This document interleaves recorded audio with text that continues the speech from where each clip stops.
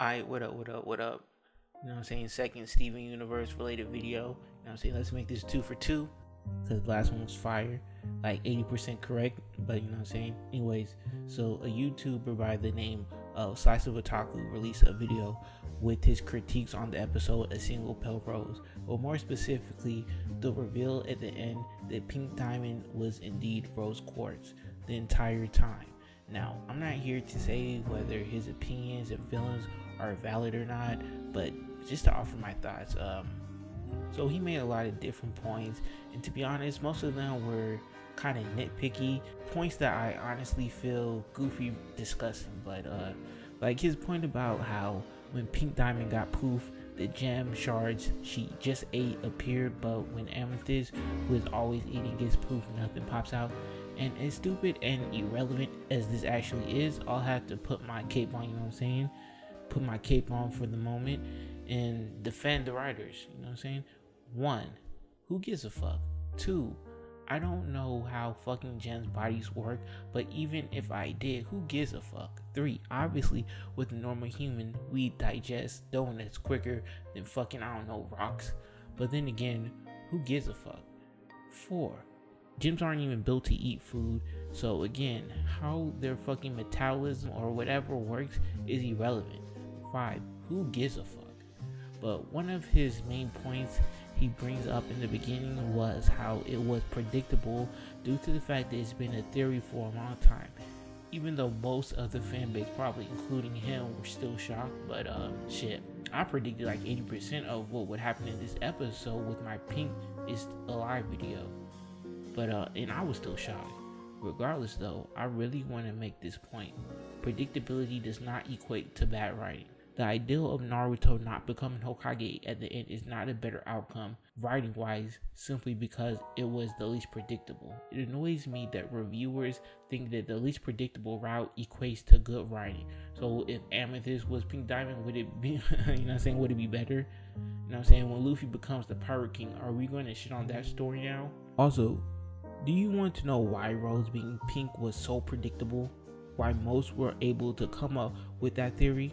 Because it was set up and hinted at from the jump. Like when Pearl tells Steven sometimes he looks just like her, referring to Rose, even though he doesn't look like shit. He doesn't look shit like Rose. And obviously now looking back on that, we can see Steven actually looks like Pink Diamond. Like, come on, mind blown. But anyways, or when he walks onto the Jungle Moon base and he asks himself, have I been here before? The fact that he literally only has flashback dreams of Pink Diamond, that y'all passed off his empathy powers, he emotionally connected to Blue, which y'all passed off his empathy powers, when we were all looking at these and saying that these are hints as to Steven's connection to Pink. But anyways, when Steven reveals his gem to Yellow and she looks at him shocked, even though she already knew Steven was a Rose Quartz to begin with. A lot of these points I brought up in my last video when discussing Steven Pink's connection, points a lot of reviewers gloss over for the simple fact that they didn't want this outcome. Yes, it was right in our faces and predictable, only because it was planned from the jump. Another point that really wasn't actually one of his points, but it still was brought up in this video, so I want to discuss it, which is the idea that Rose being pink and not shattering her invalidates the development Steven went through, coming to terms that his mother shattered another gem to get what she wanted, essentially. But I'm going to explain why this is complete nonsense, because Steven's development wasn't strictly understanding the Rose shattered pink. It was deeper than that. He doesn't fucking know his mom. He only knows what the gems and his father told him, which was that she was a loving person who found beauty in everything, which wasn't a lie, but it was only half the truth. Steven's development is understanding that he doesn't know shit about Rose, he has been lied to, that he is Rose, and that if he doesn't know anything about Rose, how is he supposed to know anything about himself or why he's even here, since Pink Diamond is the one who wanted him. And also understanding that the crystal gems aren't necessarily good individuals.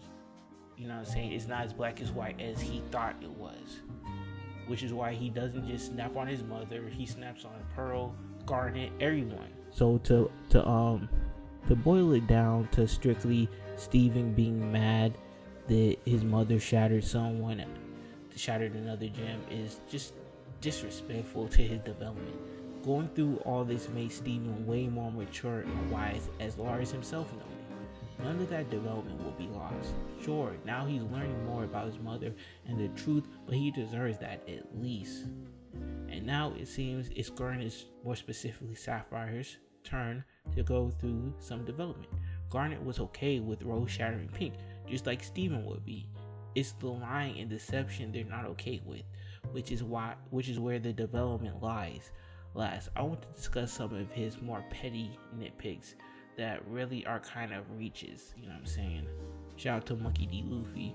He complains about how could Rose lead a double life, destroying the premise of many comics, but okay, and Hannah Montana, but whatever, I'm gonna let that slide. The reason why this is extra irrelevant is because she's Pink motherfucking Diamond. She can do what the fuck she wants. It's her planet. What do Blue and Yellow pop up? What, they pop up like, what, every other century? Maybe 4 times a millennia? They don't give a fuck. They don't give 2 shits about the Earth. Pink said it herself.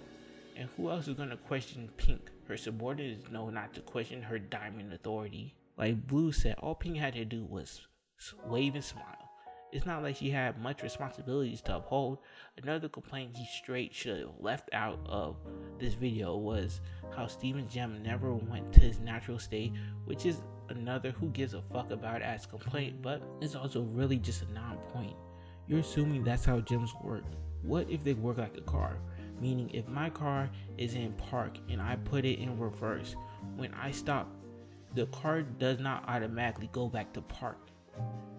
You have to manually put it back that way, or else the whole fucking thing is just useless.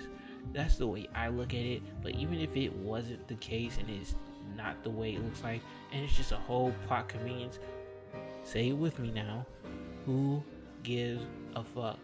Also, why don't y'all talk about the plot inconsistencies that would be created if Pink wasn't Rose? Like how a Rose Quartz could be that strong, or why Steven kept dreaming of her memories, or how he conveniently connected with Blue's emotions, how Rose's shield was strong enough to withstand an attack from 3 different diamonds. That really should have gave it up to y'all, but whatever. But nah, Nick picked about how a diamond stomach works. What this boils down to isn't about good writing or what would make sense, cause Rose being Pink Diamond makes more sense than her not being Pink Diamond. It's mostly about the fact that Sliceofotaku didn't want this outcome to happen. It's fair to simply not want a story to go a certain direction, but chalk it up to that, instead of reaching more than Monkey D. Luffy to find some validation to convince us it's weak writing at best, when it's not.